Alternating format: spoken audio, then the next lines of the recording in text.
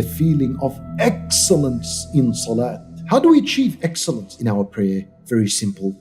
When the Nabi sallallahu alayhi wasallam was asked, what is ihsan? He said, ihsan is 2 levels. One is to worship Allah as though you can see Him. As though you can see Him. Allahu Akbar. The second level of ihsan is, if you cannot see Him, and you cannot have this feeling of seeing Allah with your heart, then the second level of ihsan is to know and be certain that Allah can see you. And the one who worships Allah on the basis that Allah can see him, such a person worships Allah out of fear of Allah. When you pray, you're in a real meeting with Allah. This is why you cannot sit down during the prayer. You cannot talk in a salat because you're seeing Allah with your heart. You're in a real meeting with Allah. This is why we're not allowed to sit in our salat for no reason. Your salat is invalid if you sat. You're not allowed to look left and right because Allah is in front of you. We're not allowed to eat and drink. You're not allowed to look up. Nabi sallallahu alayhi wa sallam warned that people should not look up, otherwise Allah will take their sight. Why? Because you're not respecting the fact that Allah is in front of you. If someone spoke to you, you cannot answer him. You cannot spit in front of you. That is a hadith. فَلَا يَبْصُقَنَّ تِلْقَاءَ وَجْهِهِ. Do not spit in front of you. And if you have to spit, if there's film, then to your left, or in your clothing, and just take it away in this manner because Allah is in front of you.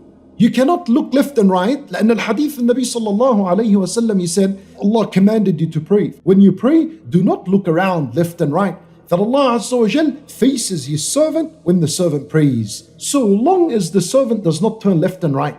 If you turn left and right, Allah Azza wa Jal turns away from you. Allahu Akbar. Why? Why all of this? Why all of these restrictions in a salat? Allah is helping us realize the fact that we are in a conversation with Allah. Add to this, and Nabi sallallahu alayhi wa sallam, he said in the hadith, even when you want to yawn, and Nabi sallallahu alayhi wa sallam said, if one of you wants to yawn and he's in salat, then suppress it as much as you can. Stop yawning in a salat. فإن الشيطان يدخل, because the shaitan would enter. Nabi sallallahu alayhi wa sallam said, why stop your yawning when it's a natural thing? That because you are standing before Allah and it is rude. For Nabi sallallahu alayhi wa sallam said, suppress this yawning as best as you can. That's why I'm telling you, mashhadul ihsan, the feeling of excellence. You will only reach this when you actually believe it, that you can see Allah with your heart and acknowledge that Allah is seeing you and that you're in a real meeting with Allah. You are talking to Allah, and guess what? Allah is responding. Hadith Qudsi. Allah Azza wa Jalla, He said, whenever the servant says, Alhamdulillahi Rabbil Alameen, Allah responds to the servant and says, Hamidani Abdi, my servant has praised me. Then you say, Ar-Rahman Ar-Rahim. Allah would say, Athna alayya Abdi, my servant has overpraised me. Maliki Yawmiddin. Allah would say, Majjadani Abdi, my servant has exalted me.